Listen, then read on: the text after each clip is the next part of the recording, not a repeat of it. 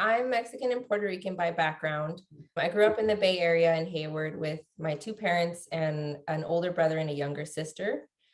Me, my sister, and my brother were all first generation college students. So we kind of had to pave the way through school and figure a lot of things out on our own.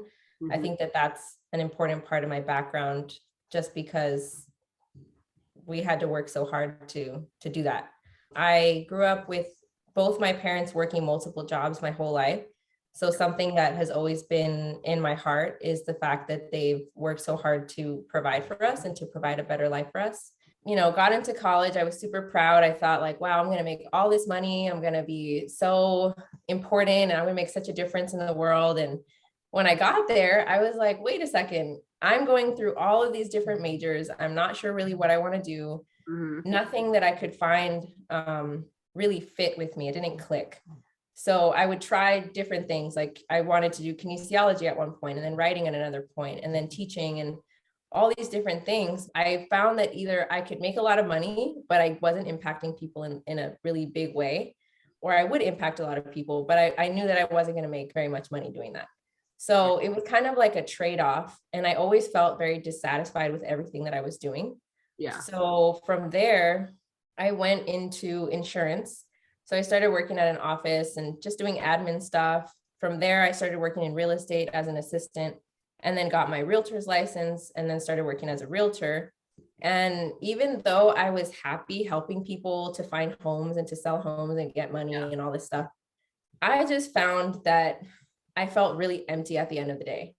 I found that the way that I had to like hold myself through the world as that role was like, I had to always have my hair done. I had to have my makeup done. I had to, dress really nicely. I had to care about what my shoes looked like. And then my bag was matching it, and what car I drove and how much money I had. And that's so not who I am or who I want to be or who I was raised to be. I come from an incredibly humble background. So once I started to have to be this other person, I felt very untrue to my identity and untrue to who I am. And I didn't like that. And so transitioning out of that, I felt like I was very unhappy. I was very lost. Yeah. And I didn't know where to go from there. I tried therapy. I tried all these different things to kind of figure out what was wrong with me, quote unquote. And then I kind of realized that there was nothing wrong with me. It was just that I was putting my energy into the wrong thing. Yeah, you didn't have to change. You just had to change your environment. Yeah. Right. Wow. So what made you want to try Reiki and life coaching? Like, what was your first experience being a client and trying it? So I actually won a giveaway on Instagram and from another healer on the team. I won a giveaway from her, and part of the giveaway was to do a free Reiki session.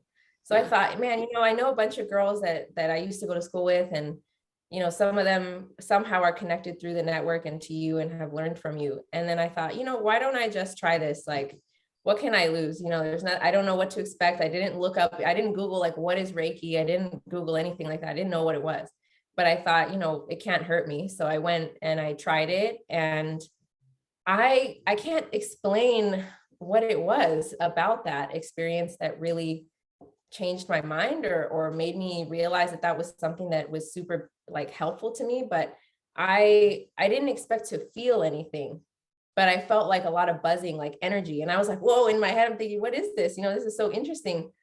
And I would feel that I was very at peace, and I felt very cleansed and very, I just felt very good after so long of feeling lost and unhappy and just tense in my body and not well. After that, through that session, I was like, wow, I've been able to like take a deep breath for the first time in like months, that I wasn't feeling right. And that made me want to try that experience made me want to continue with Reiki. Yeah. And then I thought, wow, I want to learn what this is. Like, I want to bring this feeling to other people, because if I can help even just my family or my friends, like imagine how beneficial that would be for them. So that's really what got me started with that. Good. So what advice would you have for people who are just getting started on their healing journey, maybe landing on your profile page and like looking and reading through and still unsure, still on the fence? Maybe they've tried some traditional therapy before, or some other things. But what would some advice be to somebody who's just a little further behind, right? They're just starting their healing journey now. What advice do you have for them? To someone that's just starting their healing journey, I would tell them to just try Reiki. Just try it. You know, we're most people that'll probably land on this page come from a, Western background, or, from a very Americanized background, the school system, American medicine, everything. And so we're kind of conditioned to think a certain way about holistic options, about different options like Reiki. Yeah. And so I think that my advice would be, hey, try to break out of that a little bit and just try something different, try something new. If you're curious about Reiki, that's probably a good sign that you should just try it, and just see how it is for you. And more often than not, it'll probably be a really good thing that you can do in addition to any other thing that you're doing. That's what I love about Reiki, is that it's not to replace, a therapist. If someone's seeing a therapist, like, you can see a Reiki practitioner and, do life coaching alongside therapy, or alongside any kind of, issue that you're dealing with in your health. And I love that, because it works alongside that in a different way. Yeah. And I think everyone needs a coach. Like, I have 3 coaches. I think people should get coaches in the area that they need the most help with. Maybe it's a couples coach, maybe it's a business coach, maybe it's a health coach, nutrition coach, right? Energy coach, heal coach, which we call ourselves heal coaches, like whatever you need help with. And that's the beauty of this. I think that everyone needs a coach. Even coaches need a coach, because there's going to be times in life that you cannot think through your problem. You literally need to talk it out and ask that, and that person will ask you questions that you haven't thought about. And by reflecting on that, you will arrive at a new answer, a new perspective that will help you shift or find the answers you're seeking.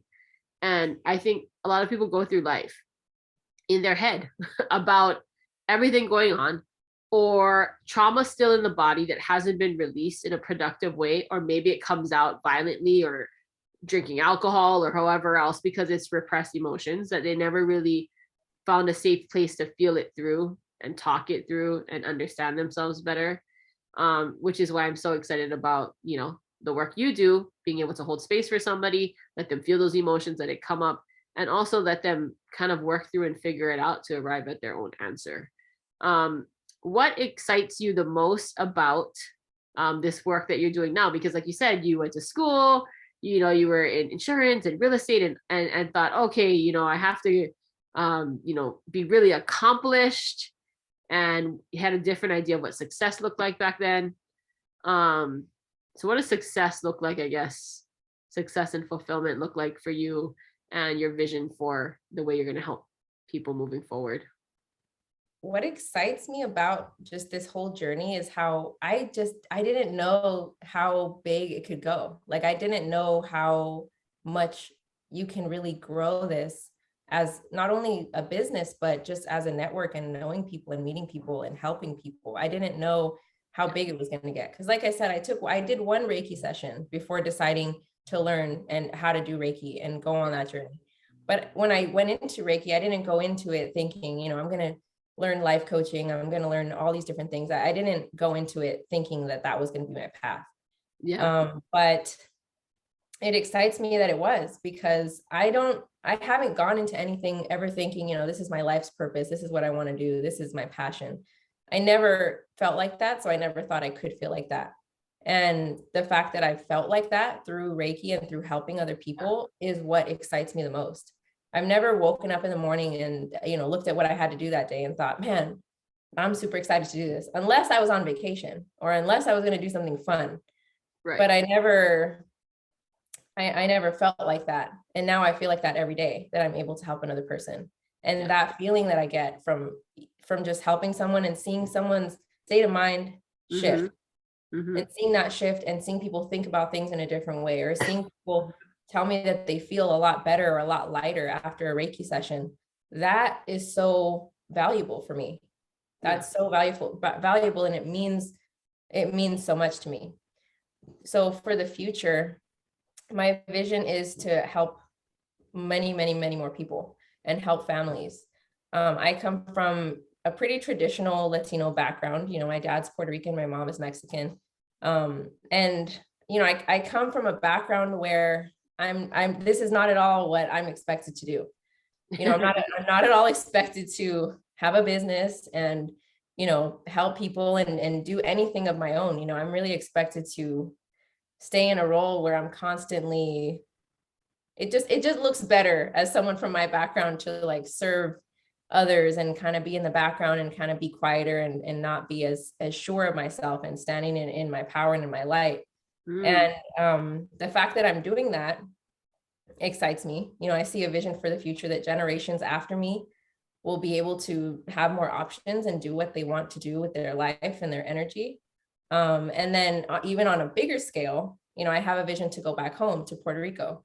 I have a vision to have a retreat center or a heal center where I can help heal people from Puerto Rico, because there's a lot of healing that needs to be done around, you know, how my culture deals with finances, how they deal with each other, how they deal with relationships.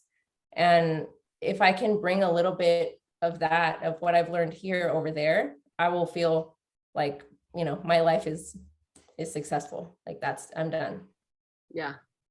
That's exciting. And we talked about, you know, in the future doing a retreat out there or bringing the team out there and having a big event, a big healing event.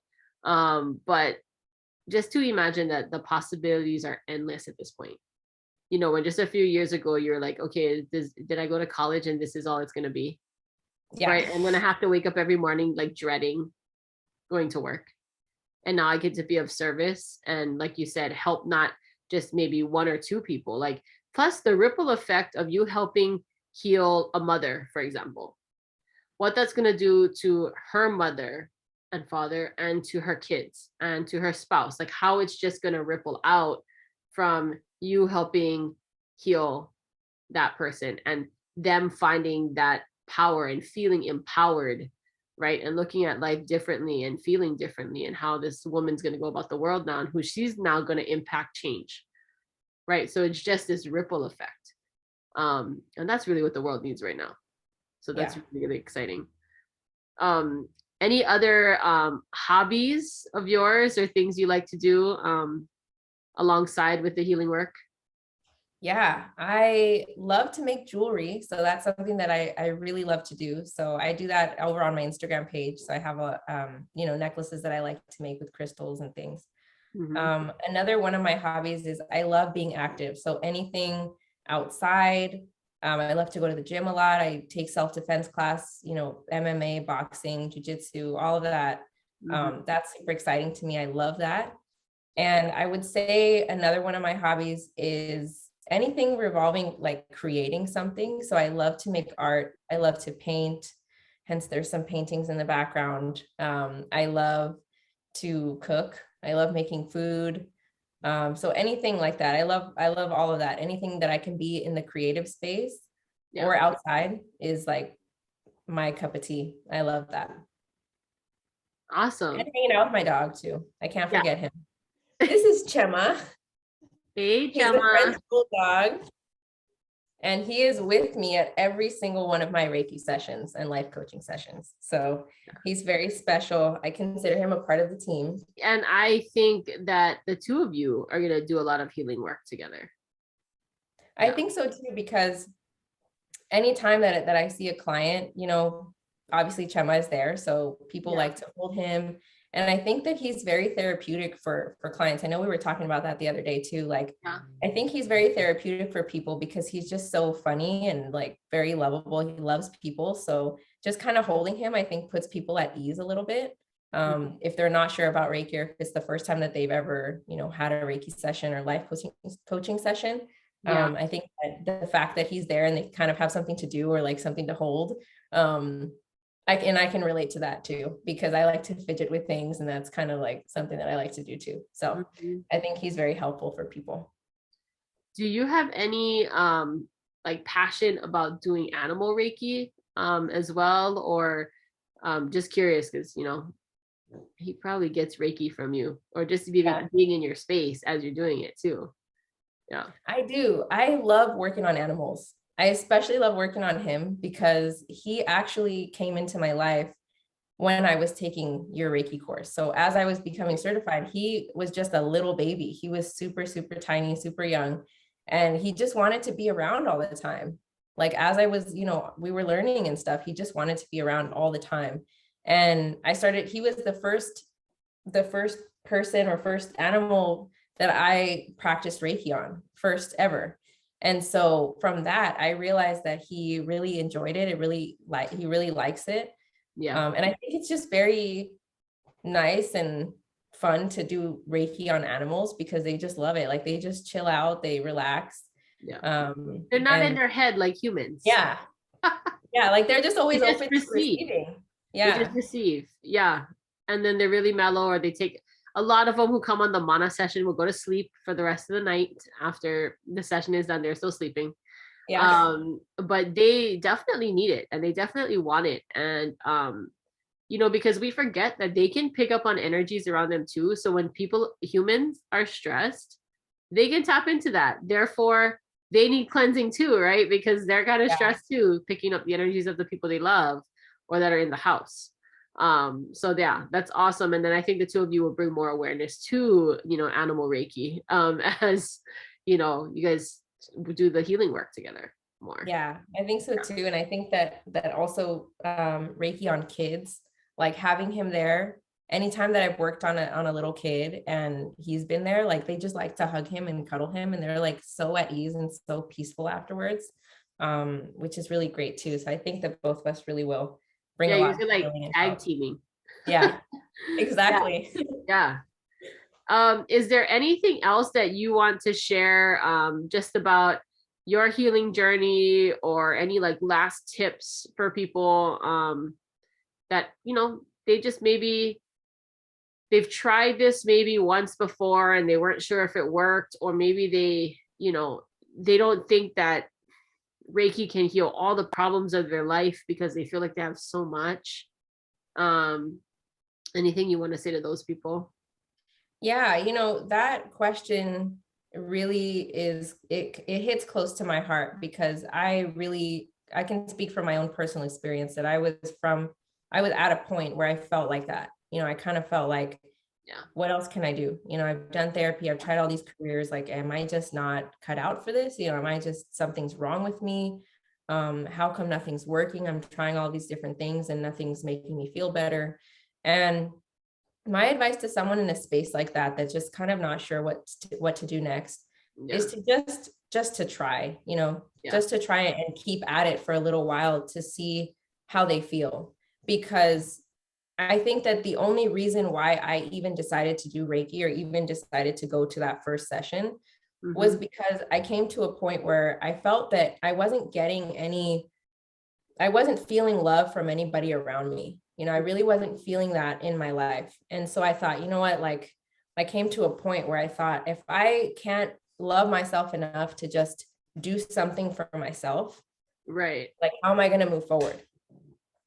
So I told myself, you gotta I really was very aggressive with myself. Like, you know what, love yourself just for one day, just for one day, and just go, and just for today, do that and see how it goes, and have an open mind, and just care for yourself enough to do that. I think that a lot of the time, especially women, are so wrapped up in helping other people and doing other things for other people, and being in kind of a serving role, a caretaker role, that it kind of becomes this thing, at least in my culture, that you're glorified and you're praised for forgetting about yourself.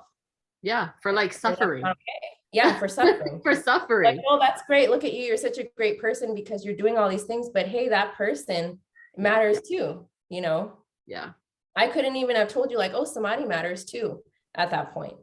Yeah. But I would just give the advice to other people that like, hey, you matter too. You're important. Your health is important. Your healing is important. The only person that can take charge of that is you. And you can't pour from an empty cup. So if you're the caretaker, That's like us making our phone battery go to zero. Like we wouldn't Yeah. do that, right? So we Yeah. can't let ourselves, especially as caretakers and as women, and do that. So we need to fill up our cup.